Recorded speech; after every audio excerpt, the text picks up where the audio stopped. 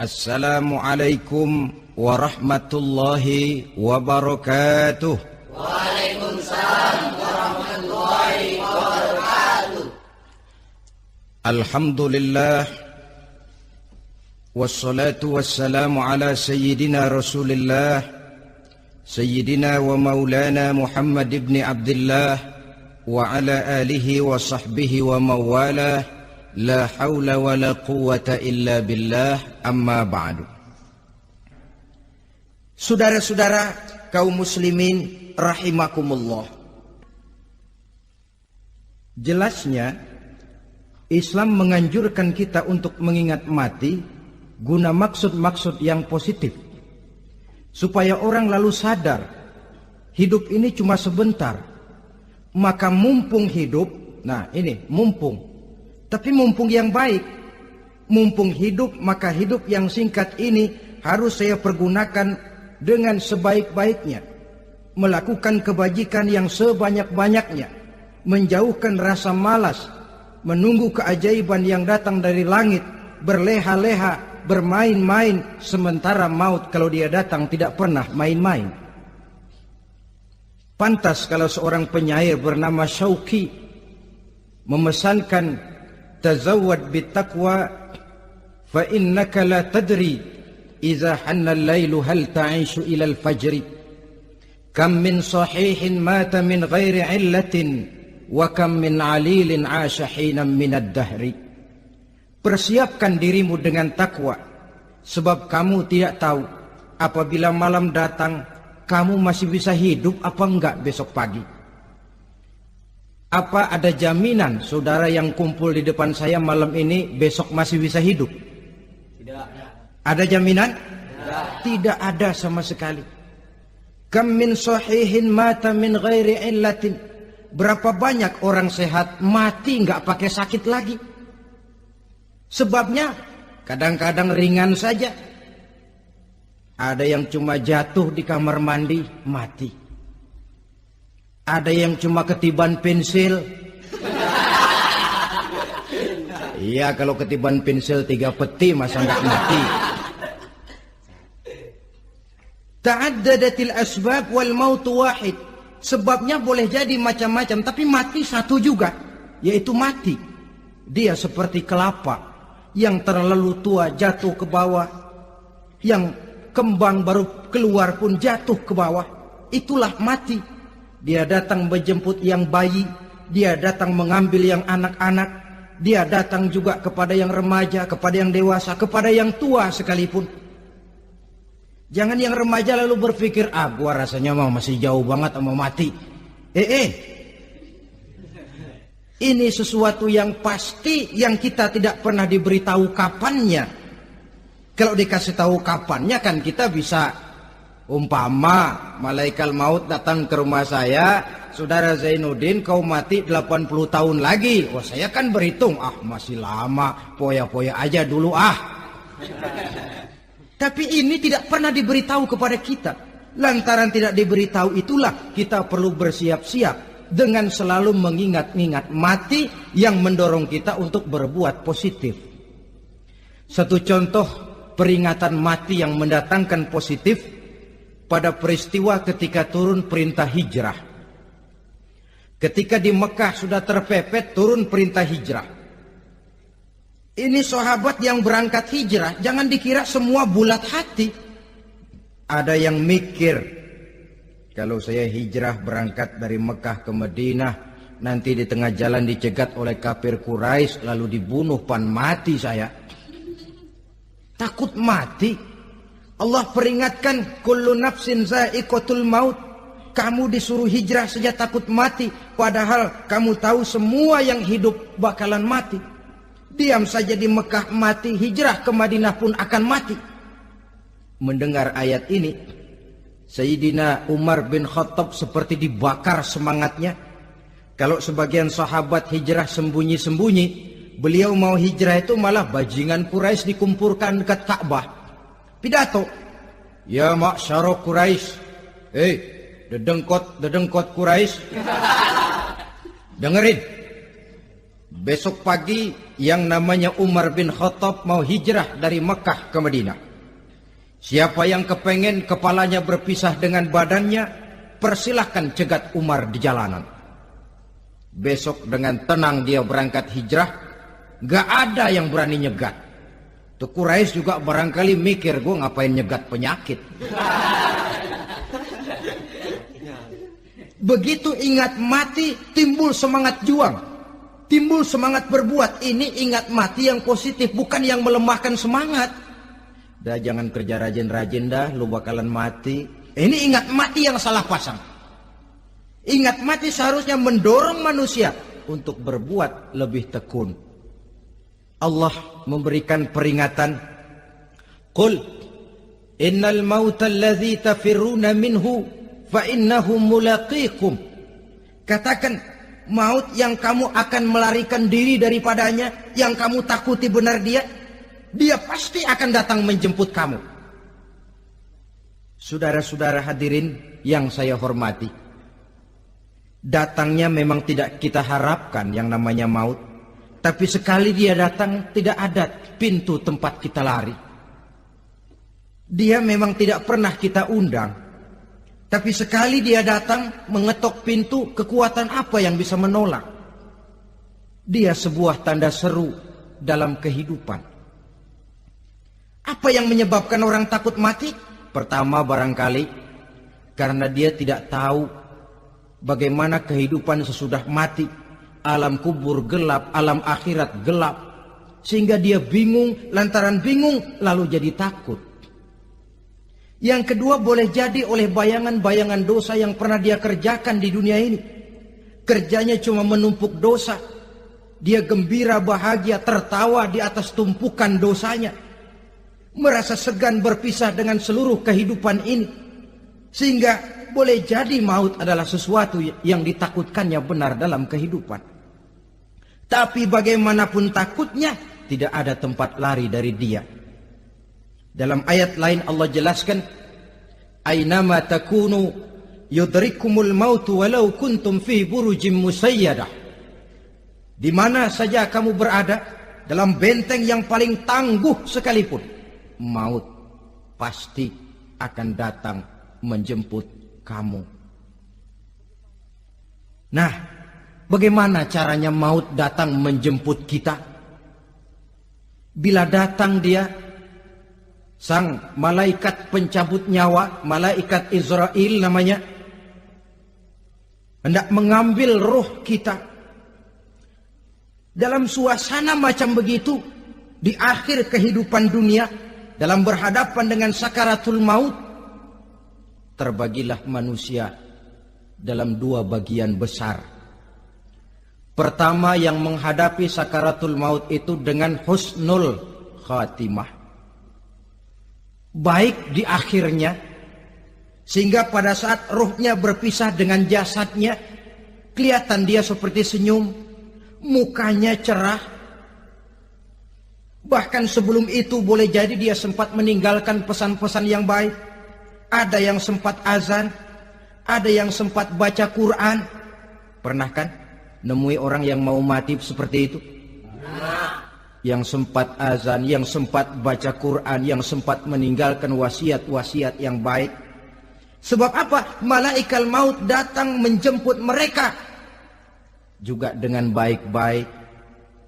Dicabut ruhnya perlahan-lahan, tapi sungguh pun perlahan-lahan. Pedihnya, sakitnya tetap tiada tara. Rasulullah Sallallahu Alaihi Wasallam, dikala beliau hendak berhadapan dengan sakaratul maut, diceritakan mencelupkan tangannya ke dalam gelas berisi air, lalu mengusapkannya ke muka beliau seraya berdoa, "Ya Allah, mudahkan saya dalam menghadapi sekarat ini." Beliau juga yang mengatakan bahwa sakitnya sakaratul maut sama dengan 300 kali bacokan pedang. Sehingga kita diajarkan doa, di antara doa selamat itu kan ada Allahumma hawwin alaina fi sakaratil. Ya Allah, mudahkan saya di dalam menghadapi sakaratul maut itu. Ketika ruh ini keluar dari jasad, mata masih mengikuti ruh itu.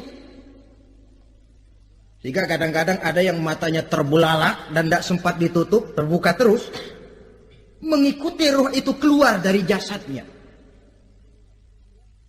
Adapun golongan kedua, manusia yang ketika berhadapan dengan sakaratul maut mendapatkan su'ul khatimah, jelek di penghabisannya. Sekaratnya sudah setengah mati, lalu jelek juga di akhirnya, mati dalam keadaan yang tidak baik, tidak terpuji. Ada yang lagi megang kartu, mati. Ada yang lagi di tempat ngadu ayam, mati. Ada yang lagi di tempat pelacuran, mati. Ada yang lagi megang botol minuman keras, mati. Nih barangkali malaikat maut gemes banget nariknya, lu buajingan, lu tarik terus ya. Mati su'ul khatimah. Makanya bagus itu. Kadang-kadang di majelis-majelis taklim kan sering dibaca ya Allah biha, ya Allah biha, ya Allah bihusnil khatimah. Kan ada itu? Ada enggak? Saudara hadirin, mohon agar oleh Allah kita diberikan husnul khatimah, baik di saat ruh akan berpisah dengan jasad. Ini sesuatu yang pasti. Sang malaikat maut datang menjemput nyawa. Setelah ruh berpisah dari badan, maka tinggallah sang badan, ditangisi oleh semua yang kita tinggalkan. Sehingga kepada putrinya Fatimah, ketika malaikat maut datang hendak menjemput baginda Nabi, beliau berkata kepada anaknya, Fatimah, kamu tahu siapa yang datang? Saya tidak tahu, Bapak. Yang datang hadimul lazat. Itu dia yang menghancurkan seluruh kesenangan dunia. Wa qati'us syahwat, yang memisahkan kita dengan seluruh yang kita cintai. Dia malaikat maut, Pak. Manakala jasad sudah ditinggalkan oleh ruh, itulah yang dikerubungi orang. Anak menangis, istri menangis, orang tua bersedih, teman-teman merasa kehilangan, menangisi jasad. Diuruslah jasad kita, dimandikan sebagaimana mestinya, dikafankan dengan kain putih 3 lembar, itu yang hendak kita bawa kembali ke tempat asal kita. Pakaian sutra, jas yang mereknya Switzerland wool, kain yang Samarinda, sepatu yang Belly atau Beltoni, jam tangan yang Rolex, kendaraan yang serba mewah, tidak ada yang menyertai kita. Kain putih 3 lembar itu saja lagi.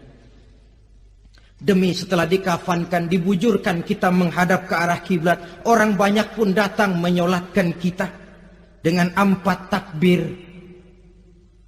diiringi dengan doa. Lalu upacara pelepasan, berangkat kita meninggalkan anak, istri, suami, kampung halaman, tanah air, bahkan alam dunia ini.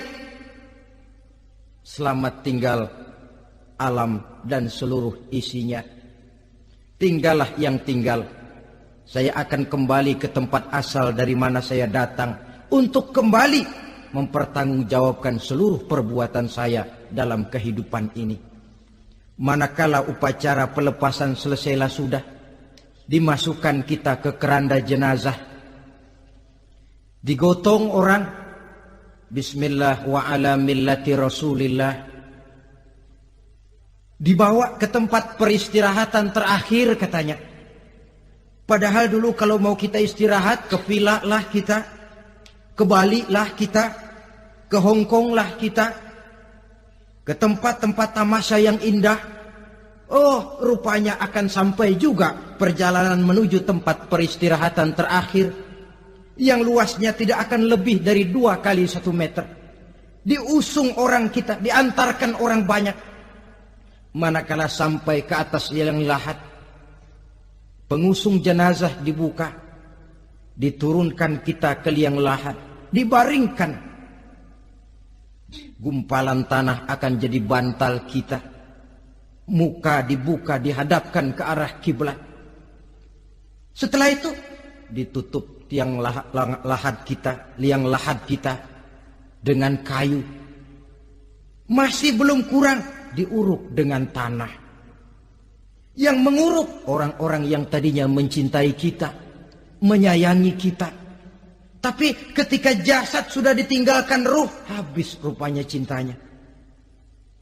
Coba jasad kalau sudah ditinggalkan ruh, 3 hari aja di rumah, serem. Ya mayit, siapa yang betah nemenin mayit? Lalu bila upacara pemakaman selesai, maka berusahalah semuanya. Para pengantar akan kembali ke rumahnya masing-masing. Maka masuk kita ke alam kehidupan, yaitu yang disebut alam barzah atau alam kubur. Apa selesai hidup sampai di situ? Tidak. Hanya beberapa langkah setelah yang mengantar kita pulang, diriwayatkan dalam hadis Bukhari dan Muslim, bila seseorang sudah diletakkan di kuburnya, lalu yang mengantar kembali pulang, maka roh si mayit akan dapat mendengar bunyi terompah orang yang pulang itu. Bunyi terompahnya terdengar. Datang 2 malaikat menanyakan dia dengan pertanyaan-pertanyaan yang kalau bisa dijawab dengan betul. 2 malaikat yang bernama Munkar Nakir akan bilang, jawabanmu betul. Tenanglah kau di sini, naumatal arus. Tidurlah kau di sini seperti tidurnya pengantin. Orang yang baik-baik di alam kuburnya akan mendapat nikmat kubur. Sehingga masa penantian yang lama, sebab jangan lupa, kita masuk ke kubur itu kan menunggu sampai datangnya hari kiamat. Jadi kalau kiamat umpama masih 1000 tahun lagi, ya 1000 tahun kita menunggu. Orang yang baik-baik, penantian di alam kubur, kata malaikat, naumatal arus. Tidurlah kamu seperti tidurnya pengantin. Bagaimana sih tidurnya pengantin? Nggak berasa. Iya, kata anak sekarang, endah aja udah.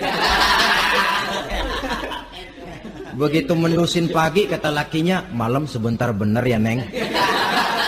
Sebentar betul katanya malam. Ya tentu saja tidak terasa. Kenapa? Dia tidak pernah memikirkan waktu.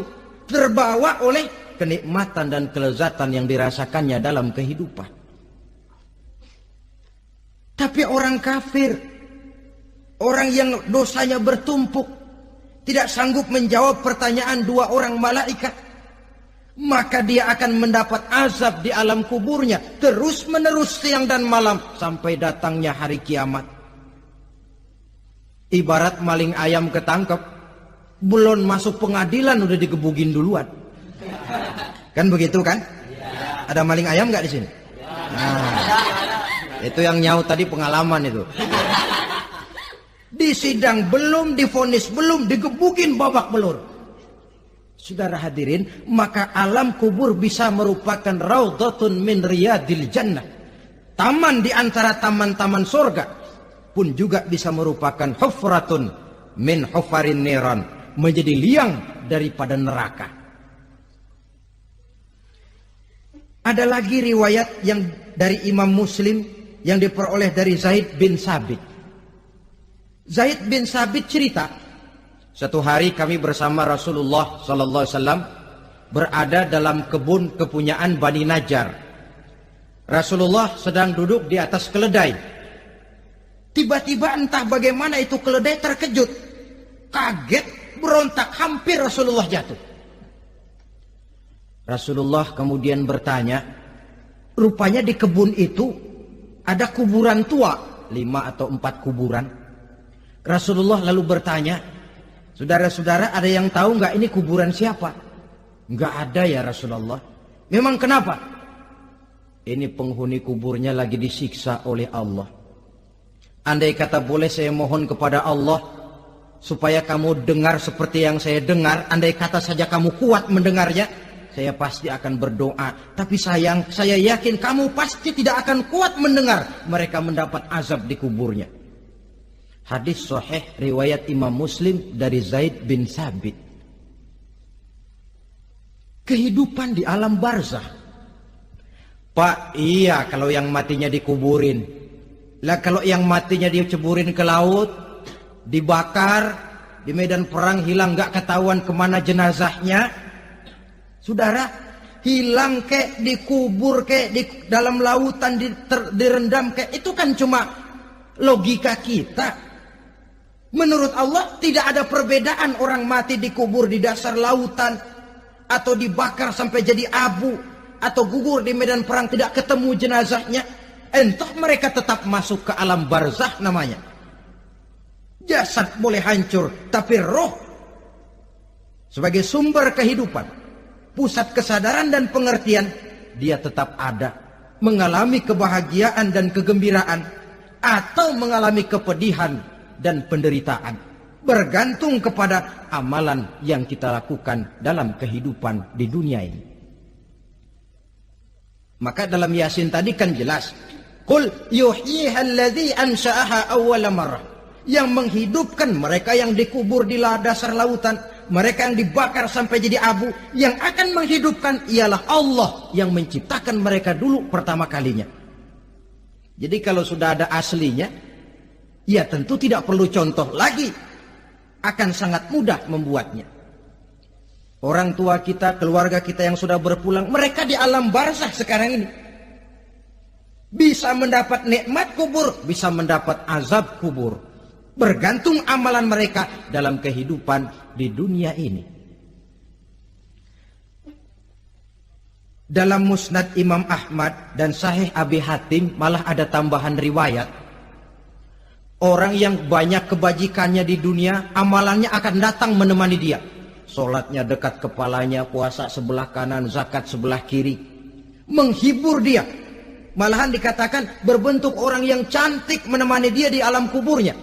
Aneh, dia tanya, man anta lam ara fid dunya ajmal minka. Siapa kamu? Di dunia ini belum pernah saya melihat orang secantik kamu. Dia jawab, ana amaluka soleh. Saya adalah amalmu yang soleh yang kau kerjakan waktu di dunia. Saya sekarang diperintahkan untuk menemani kamu di sini. Alhamdulillah. Sedangkan amalnya yang jahat akan datang dalam bentuk yang menyeramkan menemani dia di sana. Bayangin deh, di kuburan ditemenin yang serem-serem. Sama juga di dunia. Di dunia, kalau kita di tempat gelap ditemenin orang cakep, enak nggak? Wah, pengalaman. Tapi coba bayangin, sudah tempatnya gelap, yang nemenin jelek nggak ketulungan, gerah kita.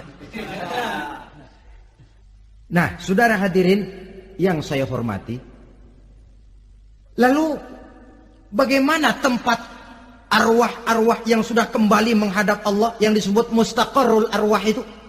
Macam-macam tingkatannya sesuai dengan profesi dan amalannya waktu di dunia. Ada roh-roh itu yang setelah pisah dengan jasad, artinya mati, ditempatkan di tempat yang disebut a'la iliyin, tempat yang tertinggi. Siapa ini? Arwahnya para nabi dan para rasul. Ini fi a'la iliyin, di tempat yang tertinggi. Arwahnya para nabi, arwahnya para rasul. Dan karena kita bukan nabi, bukan rasul, ya jangan mimpi dapat tempat fi a'la iliyin, kecuali kalau Allah menghendaki. Itu hak prerogatif Allah, tapi kan tidak adil kalau Allah melakukan itu. Ini kelompok roh-roh yang masuk golongan fit. Wah, the first class. Para nabi, para rasul. Lalu ada pula roh-roh itu yang setelah pisah dengan jasadnya diumpamakan seperti burung-burung hijau yang berterbangan di perkebun-kebunan surga. Roh siapa mereka ini? Rohnya para syuhada, orang-orang yang mati syahid gugur membela agama. Nah, ini bedanya orang mati syahid dengan pahlawan ya. Apa bedanya syuhada dengan pahlawan? Kalau syuhada, orang yang gugur membela agama, niatnya karena Allah, mati syahid.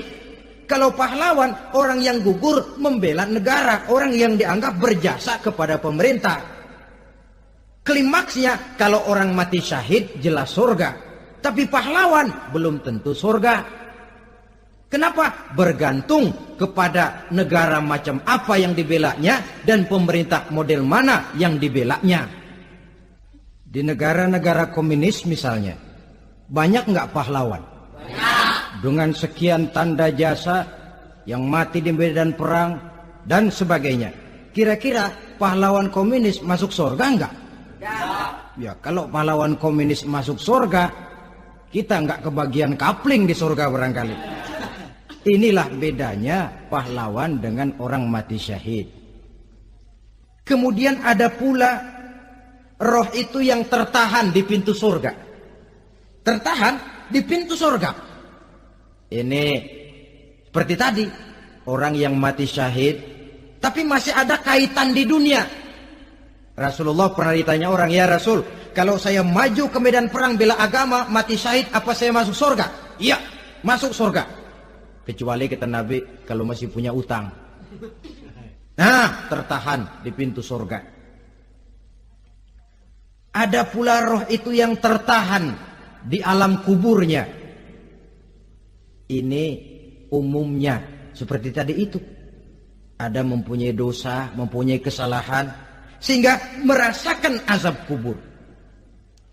Ada juga roh itu yang tertahan di permukaan bumi. Mereka yang dalam hidup selalu menumpuk dosa-dosa yang besar, meninggal sebelum keburu untuk bertaubat. Saudara hadirin yang saya hormati, inilah yang kita khawatirkan.